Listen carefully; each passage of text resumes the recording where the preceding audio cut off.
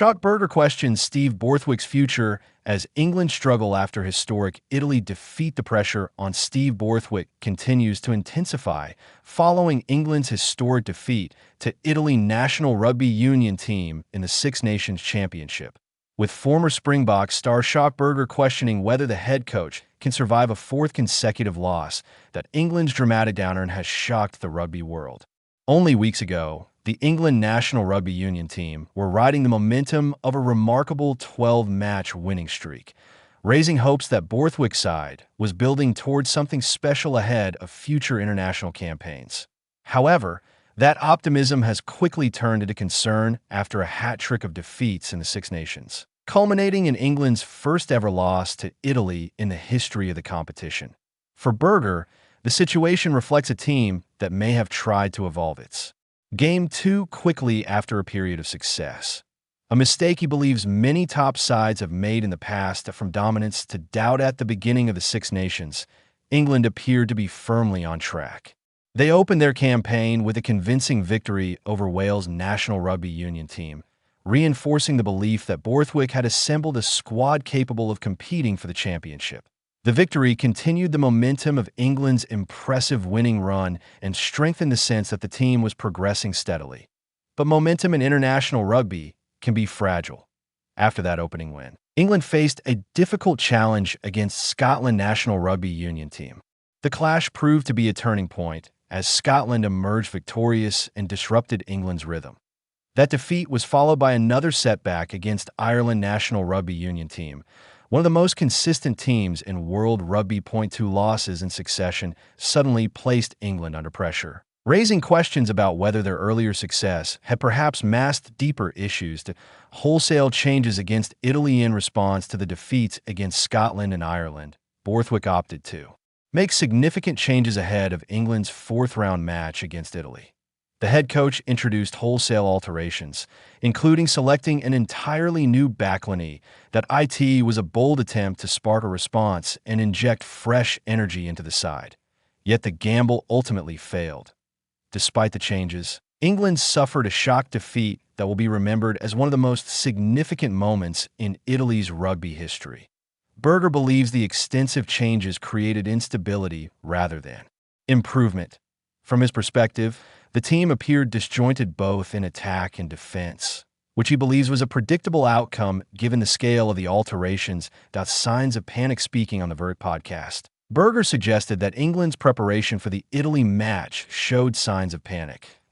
He pointed to the contrast between Borthwick's stated intention to return to the team's traditional style and the sweeping personnel changes that followed. According to Burger, the decision to drop several players after the defeats against Scotland and Ireland may have been too reactionary. Players such as Ben Spencer, Fraser Atkinson, Tommy Freeman, and others were removed from the matchday squad, while previously omitted players were recalled. Burger believes that kind of approach can disrupt cohesion. Instead of providing stability, it can create uncertainty among players who begin to feel that their places in the team are constantly under threat. Tactical confusion. Another point of criticism from Burger involved England's use of their bench. Borthwick had selected a 6-2 split, meaning 6 forwards and 2 backs among the replacements, a strategy designed to provide additional physical power in the latter stages of the match. However, Burger was surprised that the bench was not used earlier to maintain momentum. Even when England held the lead during the second half, the expected wave of fresh forwards did not arrive at the anticipated moment. Burger argued that introducing the replacements earlier, perhaps around the 50-minute mark, could have helped England maintain control of the match. Instead, the opportunity passed and Italy capitalized. For Burger, the situation reflected a team lacking clarity in its decision-making.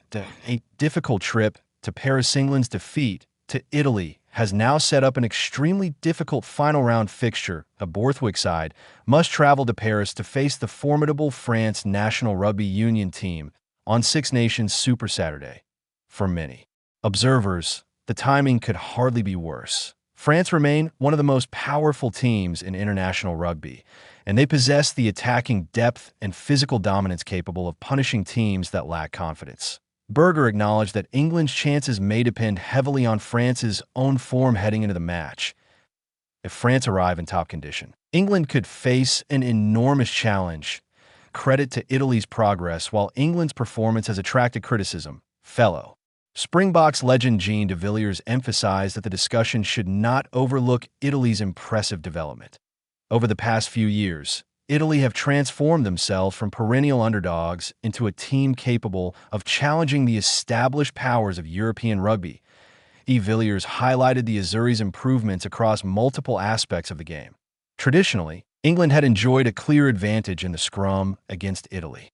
Yet in this match, the Italian pack held their own, providing a stable platform for the team. Italy also excelled at the breakdown and showed creativity in attack. Their backline demonstrated flair and confidence, combining effective kicking with strong aerial skills. For de Villiers, these elements allowed Italy to win key battles across the field. Menincello's match-winning brilliance. One of the standout performers for Italy was center Tommaso Menincello. The midfielder delivered a superb performance and was deservedly named man of the match. Menincello produced a brilliant solo try that showcased his pace and power before playing a crucial role in the decisive moment of the game. His impact highlighted the increasing quality within the Italian squad. Villiers also praised the decision-making of the Garbisi brothers, who helped guide Italy's attack with composure and intelligence. Together, their contributions underline the idea that Italy's victory was not merely the result of England's errors, but also a reflection of genuine progress. Positives for England despite the disappointing result. Burger did acknowledge several encouraging aspects of England's performance. One player who stood out was number 8 Ben Earl, who marked his 50th Test appearance with another energetic display. Earl has consistently been one of England's most influential players, contributing strongly at the breakdown and in open play. Burger also highlighted England's 2 tries as moments of quality. Fly half Finn Smith demonstrated sharp vision when he stepped back against the defensive line before delivering a perfectly weighted kick to winger Tom Roebuck. Later, a well-executed attacking sequence involving Smith, hooker Curtis Langdon-Coles, and Tommy Freeman resulted in another try. These flashes of creativity showed that England still possessed the talent to produce high-quality attacking rugby. However, Burger believes those moments were overshadowed by the team's overall lack of cohesion. Why the Springboks rotation works. During the discussion, the panel also examined the contrast between England's struggles and the success of the South African national rugby union team under head coach Rassie Erasmus. Throughout the 2025 season, Erasmus regularly rotated his squad, making substantial changes from one match to the next. Despite the constant alterations, the Springboks continued to deliver strong performances, losing only twice during the year. Villiers suggested that the success of this strategy reflects the extraordinary depth within the South African player pool. Burger agreed, but emphasized another important difference. The problem with reactionary changes. Burger believes England's situation is different. When players are dropped following defeats and then reintroduced later, it can create the impression that selections are being driven by short-term reactions rather than a clear plan. In such circumstances, players may feel they are being punished for individual performances rather than participating in a collective strategy. That England's evolution came too quickly. According to Burger, England's recent struggles may stem from an attempt to evolve their playing style too rapidly. During their winning streak, England relied heavily on disciplined set pieces, territorial control, and a conservative tactical approach. Those fundamentals helped them grind out victories against strong opponents. However, as confidence grew, the team may have attempted to expand its game too quickly.